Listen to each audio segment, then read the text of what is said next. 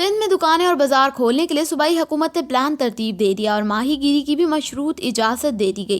ذرائع کے مطابق سندھ حکومت نے تاجر رہنماؤں کی مشاورت سے پلان مرتب کیا ہے، جس میں کراچی کے تجارتی مراکز اور دکانیں کھولنے کے لیے 13 شعبوں کا تعین کیا گیا ہے۔ بنیادی طور پر کاروبار کی نوعیت کے لحاظ سے 13 سیکٹرز کو 3 درجوں میں تقسیم کیا گیا ہے۔ ہر درجے میں شامل شعبہ ہفتے میں 2 روز کے لیے کھولا جائے گا۔ پلان کے مطابق پہلے درجے میں 4، دوسرے میں 4 اور تیسرے درجے میں 5 شعبے شامل ہیں۔ بازار اور دکانیں دن میں 8 گھنٹے کے لیے کھولی جائیں گی۔ کریانہ، مرغی اور گوشت کی دکانیں اور بیکریاں ہفتے میں 2 روز بند رکھنے کی تجویز سامنے آئی ہے۔ صرف دودھ، سبزی، پھل کی دکانوں اور میڈیکل سٹورز کو پورا ہفتہ کھولنے کی اجازت ہوگی۔ بازار اور دکانیں کھولنے کے لیے SOPs بدھ تک تیار کر لیا جائے گا۔ SOP کی خلاف ورزی کرنے والے بازار سیل کر دیے جائیں گے۔ سندھ حکومت عید شاپنگ کے لیے 15 رمضان کے بعد مزید نرمی کرے گی۔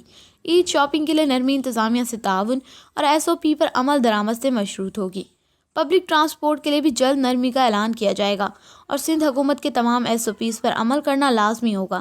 تاہم پلان پر عمل درآمد وزیر اعلیٰ سندھ کی اجازت سے مشروط ہے۔ دوسری جانب محکمہ لائیو سٹاک فشریز نے مچھلیوں کے شکار پر پابندی میں نرمی کر دی۔ ماہی گیر سمندر میں مچھلیوں کا شکار کر سکیں گے۔ ماہی گیر مروجہ SOP کے تحت کراچی فش ہاربر پر سرگرمیاں شروع کر سکیں گے۔ فشنگ کی اجازت ملنے سے سندھ کے 3 لاکھ ماہی گیر خاندانوں کو فائدہ ہوگا۔